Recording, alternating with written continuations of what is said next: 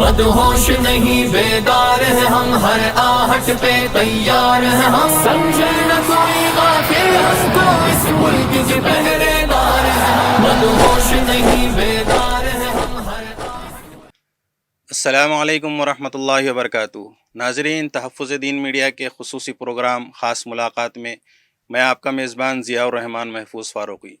जैसा कि आप जानते हैं कि हम हर हफ़्ते किसी न किसी अज़ीम शख्सियत को आपके रूबरू करते हैं जो अपने अपने शोबे में और अपनी अपनी ख़िदमत में माहिर होते हैं। उसी सिलसिले को हम जारी रखते हुए इस हफ़्ते हमारे साथ एक अज़ीम शख्सियत जनाब डॉक्टर मुश्ताक़ सिद्दीक़ी साहब, जो BAMS है और औरंगाबाद के मशहूर हॉस्पिटल यूनिवर्सल हॉस्पिटल के ज़िम्मेदार हैं। हम जो है तो आज इनके साथ कुछ मुज़ाकरा करेंगे। सबसे पहले तो डॉक्टर साहब का हमारे तहफ़्फ़ुज़ दीन मीडिया के ख़ुसूसी प्रोग्राम और स्टूडियो में इस्तक़बाल है। हम आपके बहुत ममनून और मशकूर है कि आपने अपना कीमती वक्त दिया है इन हालात में। जज़ाकल्लाहु खैरन व अहसनल जज़ा। डॉक्टर साहब, सबसे पहले मेरा आपसे ये सवाल है कि आपका नाज़रीन को जो है तो मुख्तसर तारुफ़ करा दें, आपकी तालीम वग़ैरह कहाँ से हुई? अस्सलाम वालेकुम। मैं डॉक्टर मोहम्मद मुश्ताक़ सिद्दीक़ी। असल में मैंने BMS जो मेडिकल डिग्री है वो बॉम्बे से कंप्लीट किया हूँ। उसके बाद प्रिवेंटिव मेडिकल डिग्री है जिसमें फेलोशिप इन मेडिकल कार्डियोलॉजी, उसमें फेलोशिप कंप्लीट किया हूँ। और इससे पहले मैं बहुत जगह हॉस्पिटल में काम किया हूँ। ICU यहाँ औरंगाबाद में MGM मेडिकल कॉलेज है, बाद में एशियन हॉस्पिटल है, सुपर स्पेशलिटी हॉस्पिटल है, वहाँ मैंने खिदमत अंजाम दिया हूँ। अल्हम्दुलिल्लाह ये 2-3 महीने से अल्लाह का एहसान है कि एक यूनिवर्सल हॉस्पिटल जो रोशन गेट पे है वहाँ हमने चालू किया है। इसका मकसद ये है कि अल्हम्दुलिल्लाह हमारी तरफ से जितनी खिदमत हो सकी हर लाइन से, पेशेंट के ताल्लुक़ से और जितना भी है उसमें हम इंशाल्लाह ये कोशिश कर रहे हैं कि हर किस्म की बीमारी का इलाज हम वहाँ रियायती फ़ीस में कर सकें। इसके साथ अभी जो कोविड का जो शुरू हुआ है, तो जो अचानक कोविड के केसेस बढ़ने की वजह से हमने जो है हमारे सेंटर को, हमारे हॉस्पिटल को स्पेशल कोविड केयर सेंटर में तब्दील किया है ताकि वहाँ हम लोगों की खिदमत, लोगों के मरीज़ है उनकी जो है इलाज कर सके रियायती रेट्स में। अल्हम्दुलिल्लाह इसमें काफ़ी जो है तो लोग आ रहे हैं और लोगों को जो है हमारी तरफ से इस्तिफ़ादा हासिल हो रहा है। तो आपकी तालीम में जैसा BAMS के अलावा आपने कौन सी डिग्री की है? इसमें देखिए अल्हम्दुलिल्लाह एक फेलोशिप इन प्रिवेंटिव कार्डियोलॉजी बोलकर आता है, जिसमें कार्डियक केसेस जितने भी है, जितने हार्ट के हैं, अमराज, इसके ताल्लुक़ से एक फेलोशिप होता है 1 साल का। अल्हम्दुलिल्लाह उसमें मैंने 1 साल का कोर्स कंप्लीट किया हूँ। और इसके अलावा बाकी हॉस्पिटल मैनेजमेंट मेरा course diploma, post graduate diploma complete हुआ है। इसके अलावा मेरे शौक़ के एतबार से मैंने MA अरबिक भी कंप्लीट किया हूँ अल्हम्दुलिल्लाह बॉम्बे यूनिवर्सिटी से। तो बाकी एक्सपीरियंस के ताल्लुक़ से मेरा 15 साल का अल्हम्दुलिल्लाह ICU का एक्सपीरियंस है। हमने अल्हम्दुलिल्लाह मुख्तलिफ़ हॉस्पिटल में काम किए हैं, मुख्तलिफ़ जो है ICUज़ में हॉस्पिटल का एक्सपीरियंस अल्हम्दुलिल्लाह हासिल किए है। इससे ये होता है कि अल्हम्दुलिल्लाह जो भी एक्सपीरियंस हमें ये करना चाहता हूँ कि इसका जो है तो लोगों को फ़ायदा हो। जी। तो इसमें अभी जैसे आपके हॉस्पिटल में ये मतलब कोई मखसूस इमराज के लिए है या मतलब जनरल है, जैसे यहाँ पे बच्चे वगैरह भी, बड़े वगैरह भी? शुरू तो हमने अल्हम्दुलिल्लाह ये मकसद से किए थे तमाम बीमारियों का इलाज उसमें हो जाए, जैसे बड़े हैं, बच्चे हैं, औरतों के अमराज है। हॉस्पिटल शुरू होकर 1-2-3 महीने हुए हैं और बीच में जो कोविड केसेस शुरू होने की वजह से हमने जो है हमारे सेंटर को ख़ास डेडिकेटेड कोविड हेल्थ सेंटर पर तब्दील किया है। तो इसमें ये होता है कि ज़्यादातर हम कोविड केसेस पर तवज्जो देते हैं, क्योंकि वो कोविड केसेस रहते हैं तो वहाँ आम तौर से अभी फ़िलहाल जो है दूसरी सर्विसेज हम दे नहीं पा रहे, मगर इंशाल्लाह जल्द ही जब ये कोविड केसेस ख़त्म हो जाएंगे तो हमारा इरादा है कि हमारे हॉस्पिटल को इंशाल्लाह फिर से जो है बाकी अमराज लोगों के, बीमार हैं, बच्चों के, बड़ों के, बाकी दूसरी चीज़ें हैं, औरतों के अमराज, इस ताल्लुक़ से भी हम इंशाल्लाह हमारे हॉस्पिटल में खिदमत अंजाम देना शुरू करेंगे। तो आपके आइंदा अज़ाइम में मतलब क्या है, ऐसी थोड़ी सी वजाहत? अल्हम्दुलिल्लाह हमारा तो अभी ये इरादा है कि इंशाल्लाह अब हमारे तौर से OPD तो लेवल हमने स्टार्ट किया है, डे केयर भी हमारा चल ही रहा है। इसके अलावा हम चाह रहे हैं कि कुछ दिनों में इंशाल्लाह एक IPD जो इन पेशेंट डिपार्टमेंट, जहाँ हॉस्पिटल में पेशेंट एडमिट करने की सहूलत हो, वो शुरू करना चाह रहे हैं। और एक ICU लेवल पर, primary secondary care ICU level पर हम काम करना चाह रहे हैं। और उसमें जो बेसिक खिदमत होती है, जैसे USG है, एक्सरे है, पैथोलॉजी लैब है और मुख्तलिफ़ किस्म की जो सहूलत होती है हॉस्पिटल में होना चाहिए मौजूद एक सेकेंडरी केयर के ताल्लुक़ से, तो इंशाल्लाह हम वो रियायत अंदाज से इंशाल्लाह करना चाह रहे हैं। तो अभी जैसा जो वबा चल रही है गुज़िश्ता एक साल से, सारी दुनिया जो है तो इसमें परेशान है और एक अजीब जो है तो खौफ का माहौल बना दिया हुआ है एकदम। और लोग जो है तो अपने अपने एतबार से, हर एतबार से, मतलब माली एतबार से, घरेलू एतबार से, ज़हनी एतबार से, हर एतबार से परेशान है। तो आखिर इसकी मतलब कोरोना की हकीकत क्या है और इसमें हम लोगों को अगर है तो इसके लिए क्या एहतियाती तदाबीर करना चाहिए, अगर नहीं है तो इसको क्या शक्लें हैं मतलब इसको और रोकने के लिए? बिल्कुल। देखिए, सबसे पहली बात तो ये है कि अभी भी हम ये देख रहे हैं कि बहुत सारे लोगों को अभी भी इस बीमारी से ताल्लुक़ से जो है, बीमारी के ताल्लुक़ से खदशा है जी। कि ये समझ रहे कि बीमारी नहीं है। सबसे पहले ये ध्यान में रखिए, ये बीमारी है।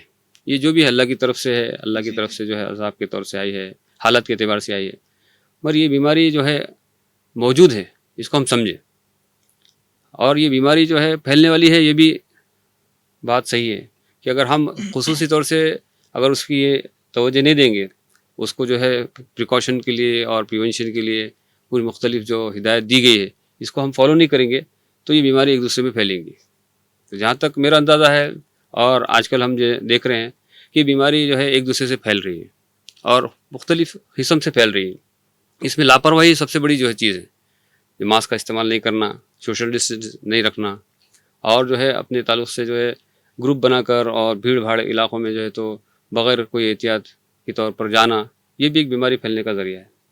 तो हमें ये करना चाहिए कि हर इंसान को, हर यहाँ के हर घर वालों को, हर शख्स को अपनी तरफ से बीमारी को रोकने की कोशिश करना चाहिए।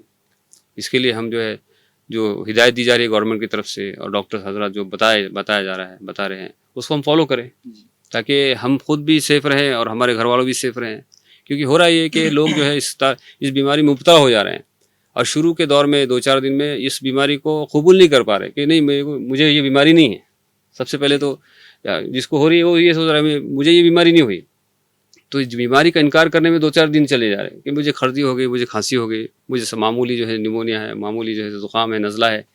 तो इसमें जो बीमारी बढ़ जा रही है। अब 2-4 दिन के बाद वो बीमारी की जो है इलाज के लिए डॉक्टर की तरफ जा रहे हैं, तो डॉक्टर के पास जब जा रहे हैं तो फिर डॉक्टर जो हज़रात जब मेडिसिन देते हैं तब तक जो है वो बीमारी बढ़ जाती है। कोशिश तो कर रहे हैं अल्हम्दुलिल्लाह, हमारे डॉक्टर हज़रात जितने भी कोशिश ये कर रहे हैं कि जो भी पेशेंट आ रहे हैं उनका जो है घर पे इलाज हो जाए या वक्त पर इलाज हो जाए। मगर पेशेंट्स की लापरवाही से या कई बार तो पेशेंट्स के रिलेटिव्स की लापरवाही से ये बीमारी जो तो एकदम बढ़ जा रही है और जब सीरियस कंडीशन हो जाती है, पेशेंट के जो है ऑक्सीजन लेवल कम हो जाता है, तो फिर ये लोग जो है बाहर निकलते हैं, हॉस्पिटल में बेड्स ढूंढ रहे हैं, तो फिर बेड्स नहीं मिल पाते, फिर ऑक्सीजन नहीं मिल पाता है। यहाँ तक की हालत है अभी कि जो पेशेंट्स बैड होकर घर से निकल आ रहे हैं तो इनके लिए वेंटिलेटर की ज़रूरत पड़ती है, तो ये वेंटिलेटर्स भी अवेलेबल नहीं है क्योंकि पेशेंट्स इतने हो चुके हैं। अब जितने भी जो ख़राब पेशेंट हो रहे हैं, जो लेट स्टेज में आ रहे हैं, इनको तकरीबन हर एक पेशेंट्स को वेंटिलेटर लग रहा है। तो अब इतने वेंटिलेटर्स तो हम प्रोवाइड नहीं कर सकते। गवर्नमेंट भी कोशिश कर रही है, प्राइवेट हॉस्पिटल भी कोशिश कर रहे हैं, मगर एक लिमिट तक जो है इसका ये होता है। इसके लिए बीमारी को कोशिश ये करें कि इनिशियल सिम्टम्स में, इनिशियल स्टेज में इसकी अच्छी तरह इलाज करें, डॉक्टर के निगरानी में रहकर अपना इलाज करें। और जहाँ भी कहीं ऐसा लग रहा है कि पेशेंट्स को थोड़ा तकलीफ बढ़ रही है तो हॉस्पिटलाइज़ करने में कोई जो है तो घबराए ना, क्योंकि अभी भी बहुत सारे लोग जो है हॉस्पिटल में जाने के लिए घबरा रहे हैं। लोगों में ये जो गलत फहमी है, खदशा है या डर बैठ गया है, सोशल मीडिया से कुछ चीज़ें देख लेते हैं जो कि गलत जो है तो मैसेज देती है, उसका हकीकत से कोई ताल्लुक़ नहीं रहता है। लोगों को ये लगता है कि हॉस्पिटल में जाने के बाद इनको जो है और बीमारी बढ़ा दी जाएंगी या फिर इनको जो है तो बंद कर लिया जाएगा। ये नहीं, बल्कि एतमाद के साथ हॉस्पिटल जाए, एतमाद के साथ हॉस्पिटल का डॉक्टर से इलाज करे, रुजू हो और जो जो ट्रीटमेंट बताया जा रहा है उसको पूरा कंप्लीट करें। तो इंशाल्लाह इससे जो है बीमारी कम, उसमें जो है कम ये होगी। अल्हम्दुलिल्लाह ये बीमारी ट्रीटेबल है, ऐसा नहीं कि इलाज नहीं है, ट्रीटेबल, बट इतना है कि इसको सही वक्त पर ट्रीट करना चाहिए। सही वक्त पर सही तरीके से जो इसको अगर इलाज कराएंगे, अल्हम्दुलिल्लाह पेशेंट, बहुत सारे पेशेंट अच्छे होकर घर जा रहे हैं और सीरियस भी जो हो चुके थे वो भी अल्हम्दुलिल्लाह अच्छे होकर घर जा रहे हैं। ऐसा नहीं कि इसमें एक दूसरी चीज़ है कि लोगों में अंदर खौफ बैठ गया है बीमारी का, और देखा ही जा रहा है कि जो इंसान, जो शख्स, जो बीमार शख्स खौफ अगर लेकर आता है तो फिर ये बीमारी में और ज़्यादा मुब्तला हो जाता है, क्योंकि इंसान का अंदर का जो विल पावर होता है वो कमज़ोर हो जाता है।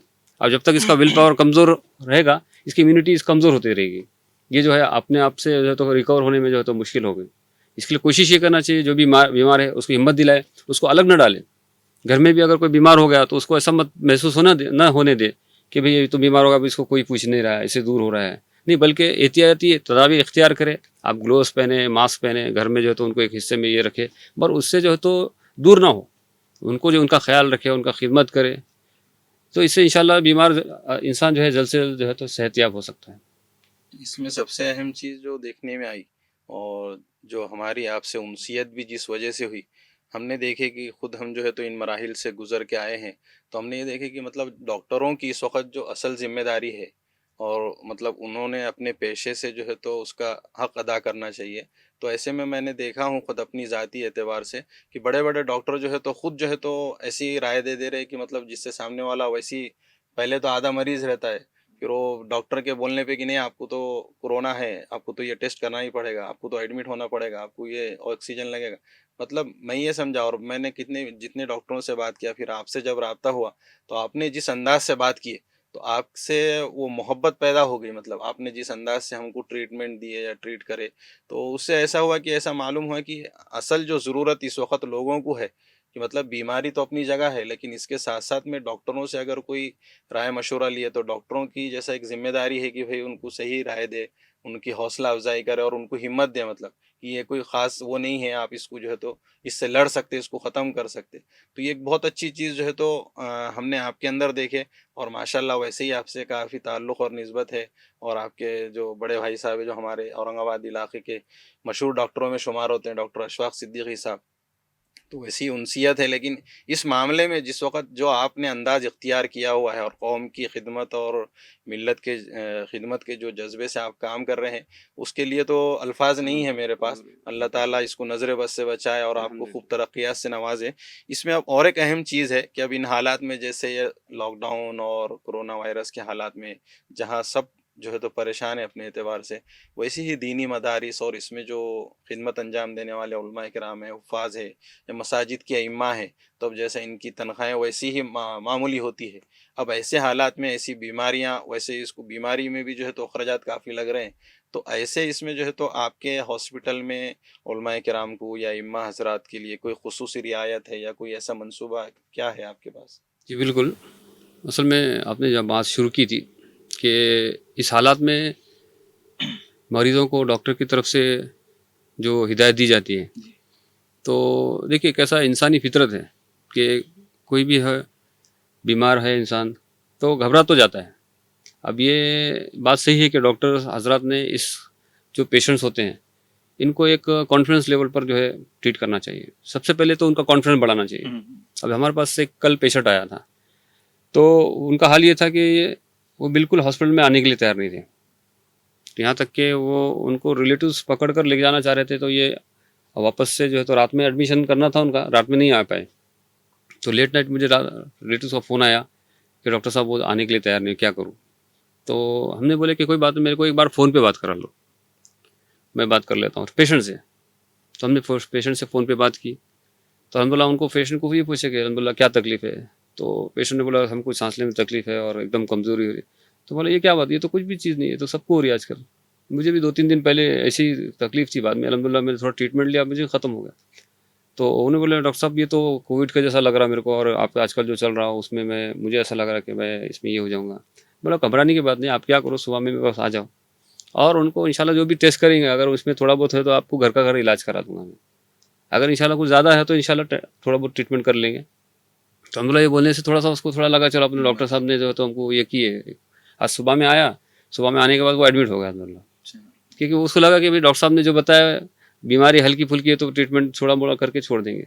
तो ये बात ज़रूरी है कि डॉक्टर हज़रात ने भी थोड़ा-सा कॉन्फिडेंस में लेना चाहिए, क्योंकि जब तक इंसान की विल पावर नहीं बनता है, अंदर से जो है इसकी ताकत नहीं बनती है, तो ये इम्यूनिटी से लड़ नहीं पाएगा, ये बीमारी से नहीं पड़ा, ये इम्यूनिटी इसकी कमज़ोर हो जाएगी।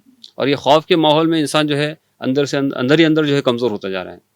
ये बात तो सही है। और जितने भी केसेस आ रहे हैं ना, तो वो ऐसे ही आ रहे हैं कि मतलब वो लोग मतलब सोशल मीडिया पे भी जो वीडियोस वायरल हो रहे हैं, जैसा लोग जो है तो हॉस्पिटल में आईसीयू में और ये फरियाद कर रहे हैं लोगों से कि भाई हमको यहाँ से निकालो, हमको घर पे मरना है।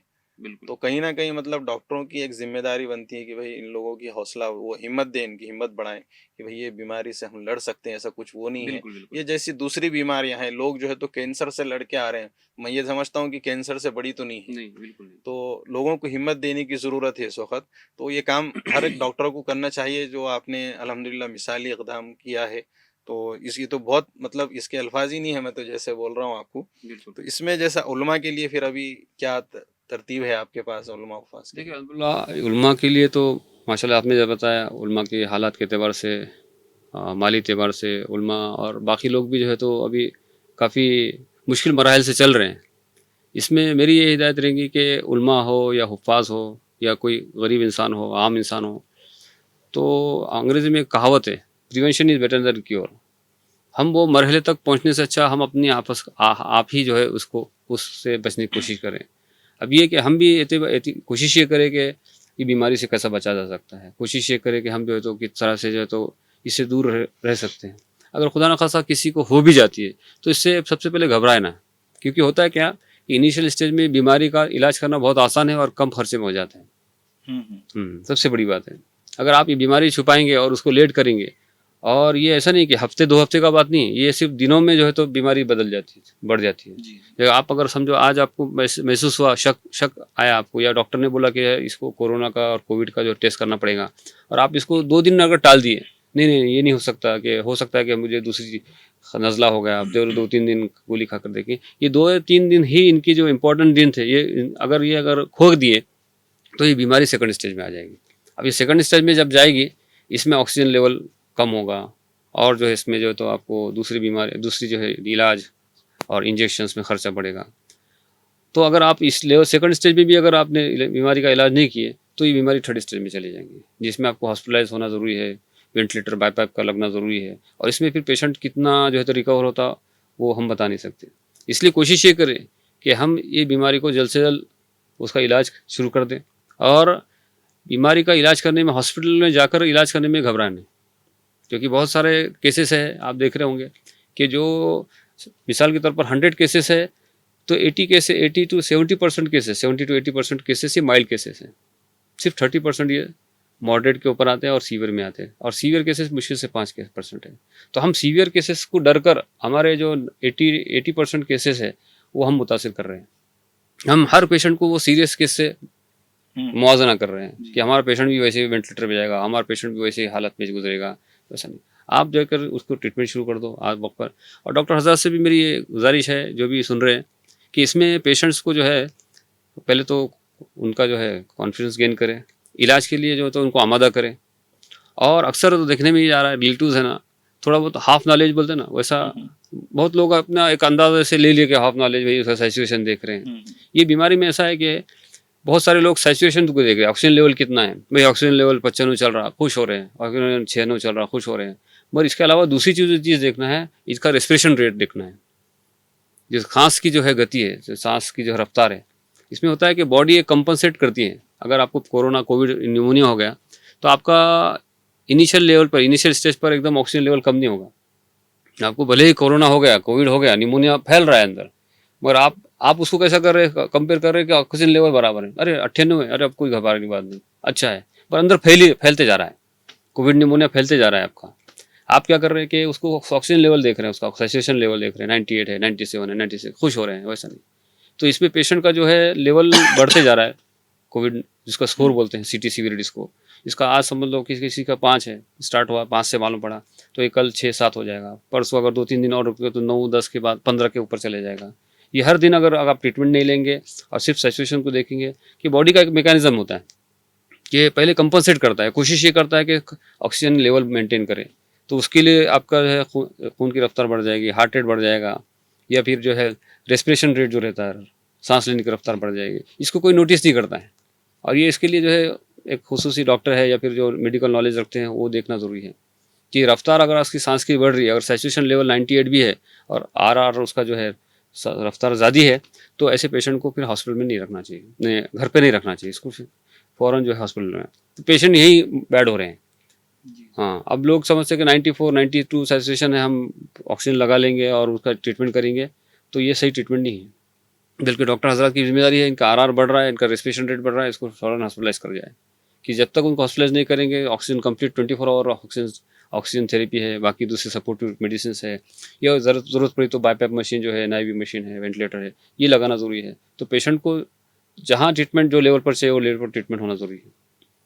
तो इंशाल्लाह इस अंदाज से अगर होंगे तो बहुत सारे केसेस हमारे जो अनकंट्रोल हो रहे हैं, जो बहुत हाथ से निकल रहे हैं, सीवियर हो केस में तब्दील हो रहे हैं, तो अल्हम्दुलिल्लाह इस लेवल पर हम काम करेंगे तो इंशाल्लाह केसेस हैंडल भी होंगे, मरीज़ अच्छे भी होंगे और अल्हम्दुलिल्लाह मरीज़ अच्छे होकर जा भी रहे हैं। ऐसा नहीं कि मरीज़ लाइलाज हालांकि बीमारी रेशो अच्छे होने वालों का ज्यादा है। अल्हम्दुलिल्लाह हाँ, अच्छा होने का रेशो ज़्यादा है। 100 पेशेंट में से 80-90 बल्कि 95% जो है, बल्कि 98% लोग जा रहे हैं घर पर अल्हम्दुलिल्लाह ट्रीटमेंट लेकर जा रहे हैं। इतना है कि किसी का हॉस्पिटल कोर्स जो है, नंबर ऑफ डेज किसी का कम होता है, किसी का ज़्यादा होता है। एज एन एवरेज 7 से 8 दिन पेशेंट अगर ट्रीटमेंट लिया, एग्रेसिव ट्रीटमेंट लिया, फॉलोअप प्रॉपरली किया हॉस्पिटल में रहकर, तो अल्हम्दुलिल्लाह 7 से 8 दिन में छुट्टी मिल सकती है। असल में इसके लफ्ज़ का जो है, तो मैं तो ये मौजू थोड़ा सा वो चले गया। मेरा कहने का मकसद ये था कि जैसा उलमा इकराम है, अइम्मा है, तो इनकी जो तनख्वाहें वगैरह जो है तो एक मामूली रहती है। अब ऐसे बड़े हॉस्पिटल में जाना या ऐसे ट्रीटमेंट करने के लिए इतने अखराजात है, जैसा जहाँ दूसरी जगहों पे जितने खर्च वगैरह लग रहे हैं, तो उन ऐसे हमारे उलमा हुफ़ाज़ जो माली जिनकी इस्तिताअत नहीं है, माशी एतबार से कमज़ोर है, तो उनके लिए हमारे यहाँ हॉस्पिटल में कोई ऐसी सहूलत है क्या, मतलब रियायत वगैरह खुसूसी? देखिए, जहाँ तक फीस का मामला है तो उसमें हम थोड़ा बहुत रियायत कर सकते हैं, और जहाँ मेडिसिन का मामला है, क्योंकि ये इस बीमारी तो मेडिसिन में लगने वाले हैं, इसमें इंजेक्शंस है, नेबुलाइजेशंस है, बाकी ऑक्सीजन थेरेपी है, अभी हॉस्पिटल में रहने के बाद स्टाफ का पेमेंट है, इस अंदाज से तो कोई भी हॉस्पिटल में इस खर्चा तो उसको बेयर करना ही पड़ेगा। हाँ, जहाँ तक अंदाज़ा है कि आपका जो है मेडिसिन है, आप उसके लिए ये भी कर सकते हैं कि अल्हम्दुलिल्लाह गवर्नमेंट की तरफ से, औरंगाबाद म्यूनिसिपल कॉर्पोरेशन की तरफ से बहुत सारे कोविड केयर सेंटर्स बनाए गए हैं, तो हम उसका इस्तेमाल करें। डायरेक्ट जाकर प्राइवेट हॉस्पिटल में ट्रीटमेंट लेने के बजाय हम बिला झिझक, बिला खौफ इन सेंटर्स का, इन सहूलत का इस्तेमाल करें। हाँ, ये ना सोचे कि ये यहाँ जाने के बाद हमको तकलीफ़ हो जाएंगे, हमको तो बीमारी बढ़ जाएंगी, हमको ऐसे फलां ये कर देंगे, नहीं, बल्कि ये लोगों के लिए, ये ऐसी इन्हीं तबके के लोगों का मद्देनज़र रखते हुए ये जो चीज़ के कोई सेंटर्स कायम किए गए, और 80 to 90% केसेस वहाँ ट्रीट होते हैं। तो मेरा ये कहना है कि जितने भी लोग हैं, उलमा है या फिर जो गरीब हजरात है, वो कोशिश ये करे कि अपने इकोनॉमिकल जो चीज़ को देखते हुए बड़े हॉस्पिटल में फ़िलहाल जैसे ना जाते हुए, जो इनिशियल केसेस में, इनिशियल पीरियड में और बीमारी के शुरू के पीरियड में आप अगर उधर चल जाते हैं, अप्रोच होते हैं, तो इंशाल्लाह बीमारी का इलाज भी हो जाएगा और ख़र्चा भी नहीं आएगा। दूसरा ये कि बहुत सारे लोगों को इस सालों से इन्फॉर्मेशन नहीं है, इल्म नहीं है कि भाई बीमारी का इलाज कहाँ कहाँ हो रहा, गवर्नमेंट की तरफ से ये चीज़ कहाँ हो रही। तो मेरा ये सजेशन रहेगा कि कोई समाजी खिदमत का जो ये रहते हैं शोबा होता है, ऐसे हजरात कुछ जो है तो इन्फॉर्मेशन जो है तो लोगों के तक पहुँचाए कि फ़लाँ फ़लाँ अगर किसी को बीमारी शुरू की स्टेज पर है, तो अपने हजरात जो सेंटर से, जो इलाके है उसके नज़दीक में कौन सा सेंटर गवर्नमेंट की तरफ से क़ायम किया गया है, वहाँ फ्री मेडिसिन मिलता है, फ्री ऑक्सीजन मिलता है, फ्री यहाँ तक कि खाना मिलता है। तो यहाँ पेशेंट्स को कुछ भी खर्च नहीं करना है। अब भी लोग क्या है कि आनन फानन कोई हॉस्पिटल में चले गए, जाहिर बात है प्राइवेट हॉस्पिटल में जाएंगे तो खर्चा होगा, वहाँ मेडिसिन भी जो है तो आपको ख़रीद कर लेना है। तो एक लेवल पर जाते क्या होता है कि पेशेंट का बिल बढ़ जाता है, उसमें हमारे जैसे हजरात हैं या फिर कोई हॉस्पिटल है अल्हम्दुलिल्लाह जो इस खिदमत दे रहे हैं इस शोबे में, तो रियायत तो देंगे, मगर फ़ीस माफ़ होना और फीस एकदम कम हो जाना वो इस लेवल पर पॉसिबल नहीं है। इसमें जैसा आपका और हमारा जो मुज़ाकरा हुआ था, हम लोग जो NGO चलाते हैं बैतुल इमदाद, तो मेरे जहन में ये बात थी, जैसा मुज़ाकरा भी हुआ था, कि हम मिलके कुछ ऐसी तरतीब बनाएंगे उलमा हुफ़ाज़ के लिए, मतलब इनको ऐसा ख़ास रियायत लगे, क्योंकि हमारे पास ऐसा जहन रखने वाले, दीनी मिजाज रखने वाले डॉक्टर्स हजरात कम हैं, और लोग जो है तो आप जैसे लोगों से जैसा मानूस है, तो वो चाहते हैं कि मतलब आपके ही हॉस्पिटल में ऐसा कुछ ट्रीटमेंट वगैरह हो, तो ज़्यादा उनको भी इत्मीनान रहता। तो इंशाल्लाह ये इरादा और मंसूबा तो है कि हम लोग कुछ मिल के बैठ के इंशाल्लाह इस ताल्लुक़ से कुछ कोशिश करेंगे कि ख़ास तौर से अइम्मा हज़रात है, तो अइम्मा हज़रात के लिए मेरे जहन में है कि मतलब हम लोग उनको जैसा रियायत जैसा 50% हो जाए या कुछ ऐसी चीज़ हो जाए कि बाहर के मुकाबले में उनको इत्मीनान रहे और कम हो, और सही जगह उनको सही ट्रीटमेंट मिल जाए। जी बिल्कुल। अभी तो इंशाल्लाह ये जब हमारा तो सेंटर अभी फ़िलहाल कोविड सेंटर बोलकर चल रहा है, और इंशाल्लाह हमारा ये जब ये चीज़ ख़त्म हो जाएंगी तो हमारा ये मकसद यही है कि इंशाल्लाह जो उलमा हज़रात हैं इनके लिए खुसूसी एक शोबा या फिर डिपार्टमेंट ये क़ायम करके किया जाए, उसमें ख़ास तौर से रियायत दी जाए उलमा इकराम को वगैरह। इंशाल्लाह उसमें हमारा इरादा है करना शुरू करने का। अभी और एक दूसरा सबसे अहम मसला जो अभी जैसा हालात जैसे संगीन होते जा रहे हैं और वबा भी जो है तो फैलते जा रही है, ऐसा माहौल बनाया हुआ है। फिर ऐसे वक्त में जो पेशेंट्स को जो है तो ऑक्सीजन लग रहे, इंजेक्शन्स लग रहे, तो शुरुआत में जब हमने देखे कि मतलब खुद जब ज़रूरत पड़ी तो जो इंजेक्शन हम लोगों ने ख़रीदे तो 700 800 900 रुपये में मिल रहा था। अब हमने ऐसे भी मराहिल देखे कि खुद हमारे ही ख़ानदान में जैसे कि उसमें एक इंजेक्शन जो 800-700-800 रुपये में मिल रहा था वो हमको 30,000 रुपये में 15-20-25,000 रुपये में ऐसा लेना पड़ रहा है। और उसके अलावा फिर जो है तो ऑक्सीजन की भी एकदम काला बाजारी है, मतलब पूरे इंडिया में मतलब ऐसा ही माहौल चल रहा है। तो इस ताल्लुक से मतलब जहाँ पे इस वक्त असल वक्त है कि मतलब इंसानियत की खिदमत करने का, बिल्कुल। और ऐसे में भी कुछ ऐसे ज़मीर फरोश है और क्या कहेंगे इनको, तो इनके लिए अल्फाज नहीं है कि मतलब ये लोग जो है तो ऐसे हालात में भी तड़पता हुआ इंसानों को देख रहे, लेकिन ऑक्सीजन मतलब छुपा के रख रहे हैं, मतलब काला बाजारी कर रहे, मुंह मांगी कीमत पे जो है तो वो बिल्कुल। बेचना चाह रहे उसको और हासिल करना चाह रहे। इंजेक्शंस का भी वैसी हाल हो गया, हालांकि उतनी कीमतें नहीं है। तो एक मिडल तबके का इंसान भी जो है तो वो चीज़ें लेने के लिए परेशान हो रहा है मतलब। बिल्कुल। तो ऐसे लोगों के लिए और हमारे लोगों के लिए क्या पैगाम है इस ताल्लुक से? जी बिल्कुल। असल में ये जो चीज़ अभी हम देख रहे हैं और जिसका सामना कर रहे हैं कि इंजेक्शन्स की कमी है, ऑक्सीजन की कमी है, मैं समझता हूँ कि इसकी वजह वजूहात एक ही नहीं बल्कि अलग अलग उसकी जो वजूहात है। एक तो एक वजूहात इसमें खौफ भी है। लोग क्या कर रहे हैं कि खौफ की वजह से कुछ मेडिसिन जमा स्टॉक करके रख रहे हैं, एक ही है। तो जिसकी वजह से जहाँ जो ज़रूरत है मंद है वो उस तक मिल नहीं पा रही है। दूसरी वजह ये है जो जिसके पास माल ज़्यादा है जो और बिजनेस माइंडेड लोग हैं वो एकदम से ज़ख़ीरा कर ख़रीद कर रख रहे हैं।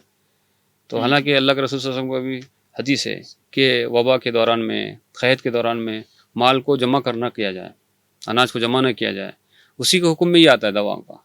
दवाओं को आप अगर आपको नहीं लग रही है, आपके पास समझो मिसाल के तौर पर एक पेशेंट है उसको एक 10 वायल लग रहे हैं तो आप 20 वायल खरीद के ला रहे हैं।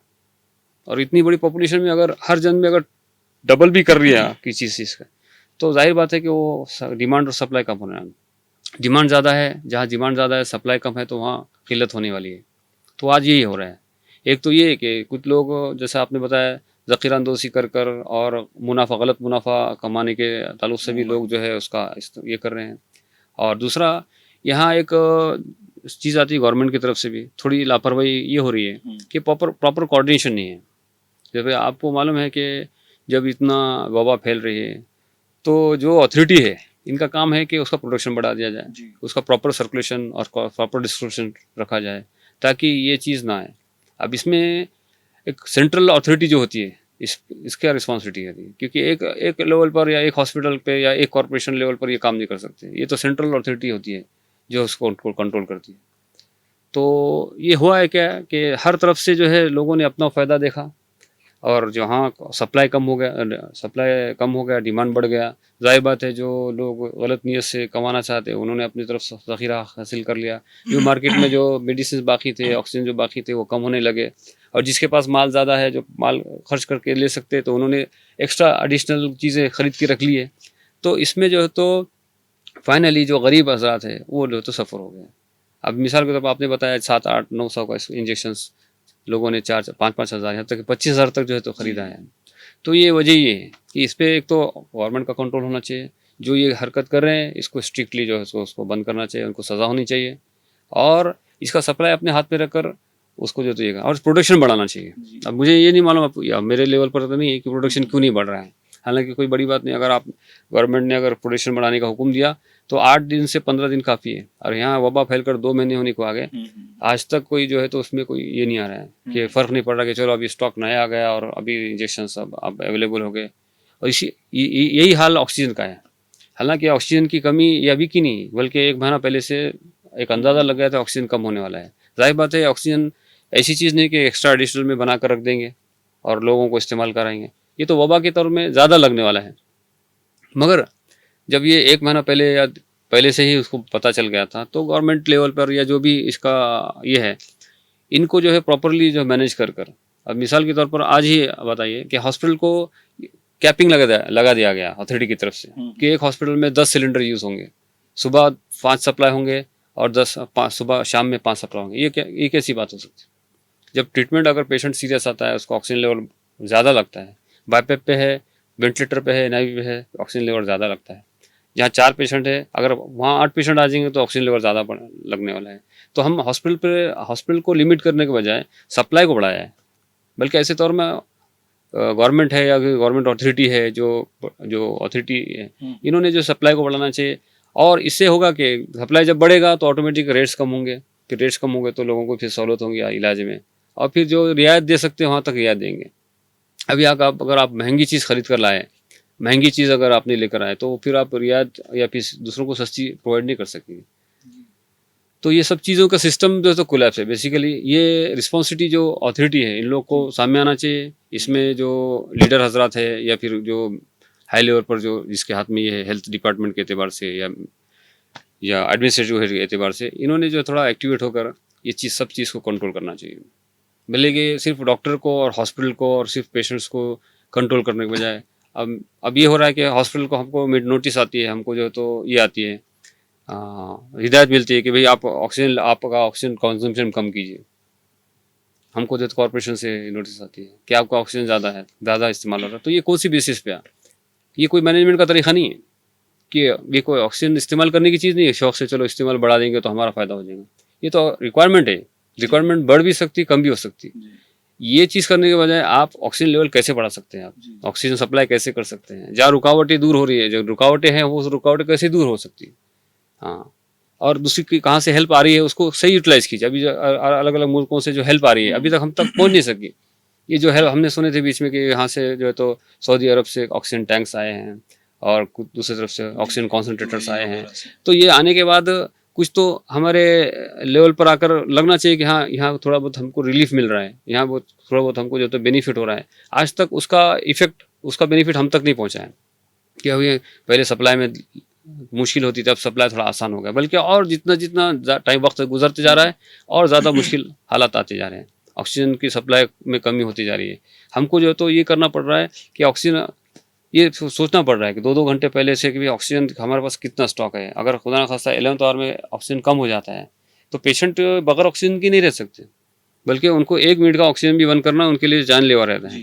तो इस वक्त में हमको फिर हॉस्पिटल वालों को फिर इससे फ़ोन करो, इससे ऐसे वक्त में एक ऐसी एजेंसी होना चाहिए कि भाई जहाँ इमरजेंसी में कुछ चीज़ लग रही है तो वहाँ उनको प्रोवाइड किया जाए। ये गवर्नमेंट की तरफ से कुछ सिलेंडर्स आपकी गवर्नमेंट के कोटा से आप हॉस्पिटल को प्रोवाइड कर सकते हैं कि ये इमरजेंसी कोटा है, इसमें से आपको जब लगा जब लीजिए। तो ऐसे हालत ना होते हुए बल्कि ये सब चीज़ की जिम्मेदारी है। क्योंकि ये जैसा एक डॉक्टरों को जैसा एक पैगाम दिए, डॉक्टरों की एक जिम्मेदारी है, वहाँ पे हुकूमत की बल्कि दुगना तिगना जो है तो जिम्मेदारी बढ़ जाती है कि मतलब वो हॉस्पिटल्स को सहूलतें दे ताकि जो है तो अपने पेशेंट्स के साथ जो है तो सही से उनका ट्रीटमेंट कर सके। अब जब हॉस्पिटल और डॉक्टरों को ये चीज़ें नहीं मिलेगी तो जाहिर है कि वो मरीजों को मिलने से रही।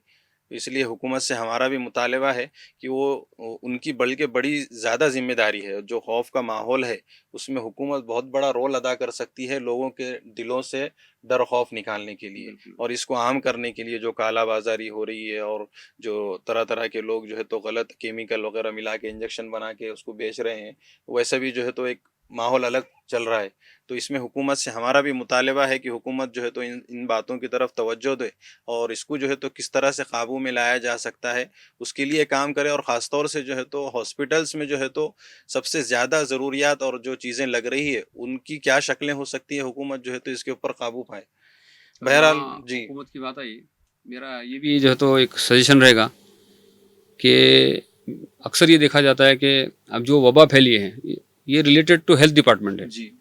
अब हेल्थ डिपार्टमेंट में जो लोग होते हैं, शोबों में काम करते हैं जी, तो इस ताल्लुक से इल्म रखते हैं, हॉस्पिटल के ताल्लुक से, मरीज़ के ताल्लुक से, इलाज के ताल्लुक से। और ये देखा ही जा रहा है कि वबा के दौरान में इसका जो भागदौड़ जो दिया गया है वो कलेक्टर के पास है जी।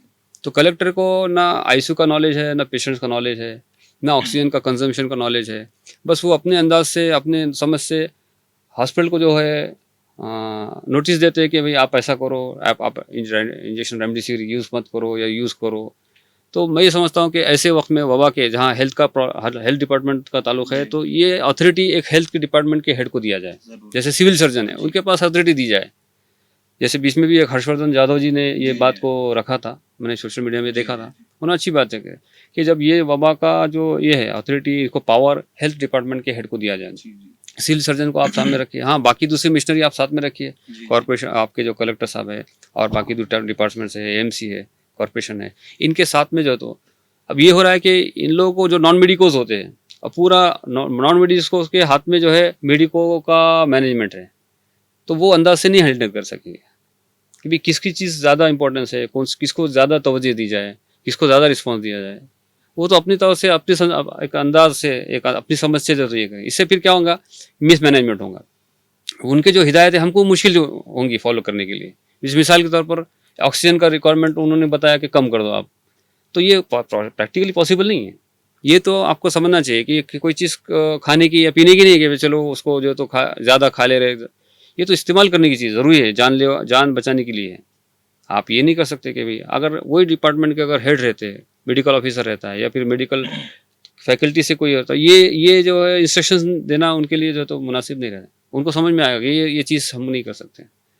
तो इसके लिए कोशिश ही की जाए, जो हायर अथॉरिटी से है मेरा दरख्वास्त है कि ऐसे वक्त में जो है हेल्थ डिपार्टमेंट के हेड्स को है, सिविल सर्जन से, मेडिकल ऑफिसर से, उनको सामने लाकर उनको जो है थोड़ा ज़्यादा पावर देकर और उनके समझ के हिसाब से, उनके मैनेजमेंट के हिसाब से, उनसे राय के हिसाब से जो है तो अगर हम फॉलो करेंगे तो हो सकता है इंशाल्लाह ये जो मिसमैनेजमेंट है और ये जो डिमांड और सप्लाई में जो डिफरेंस आया है उसमें हम काफ़ी वक्त तक कामयाब हो सकते हैं। सही है। बहरहाल आपने अपना कीमती वक्त दिया डॉक्टर साहब, और थोड़ा समय एक पैगाम, जैसा आप तहफ़्फ़ुज़ दीन मीडिया के दफ्तर पे पहली मरतबा आए और आपने यहाँ पे जो खिदमत है उसका मुशाहिदा किए, तो इस ताल्लुक़ से हम आपसे दुआएं भी चाहेंगे और आपसे कुछ तासुरात भी लेना चाहेंगे हमारे नाज़रीन के लिए, कुछ पैगाम मुख्तसर सा। अल्हम्दुलिल्लाह बड़ी खुशी हुई इस सेंटर पर आने के बाद। अल्लाह का एहसान है कि आपने इस दौर में, आजकल के मीडिया के दौर में, सोशल मीडिया के दौर में, आपने जो स्टेज और ये जो प्लेटफॉर्म कायम किया, ये बड़ा ही मैं समझता हूँ कि फ़ायदेमंद है। और इस बेसिस पे, इस प्लेटफॉर्म से हम काफ़ी फ़ायदे की चीज़ें लोगों तक पहुँचा सकते हैं, ताकि सही जो है नॉलेज, क्योंकि सोशल मीडिया में आजकल 80% नॉलेज जो है, इल्म जो है और जो इन्फॉर्मेशन है, ये मिस गाइडेड इन्फॉर्मेशन है। तो कुछ ऐसे जो है ऑथेंटिक चैनल्स होने चाहिए या फिर ऑथेंटिक जो है ये होना चाहिए, मीडियाज़ होना चाहिए, जहाँ से जो पहुँचाया जा रहा है, जो बोला जा रहा है ऑथेंटिक हो, उसके पीछे कोई तस्दीक हो। बगैर तस्दीक के कोई चीज़ ना फैलाई जाए, चाहे बीमारी के ताल्लुक से हो, चाहे कोई हादसा के ताल्लुक से हो, चाहे कोई न्यूज़ के ताल्लुक से हो। आजकल एक ये बन गया है कि कोई बड़ा न्यूज़ चैनल ने जो चलाया है वही न्यूज़ बाकी सब लोग, यहाँ तक कि यूट्यूब के छोटे चैनल भी वही चला रहे हैं।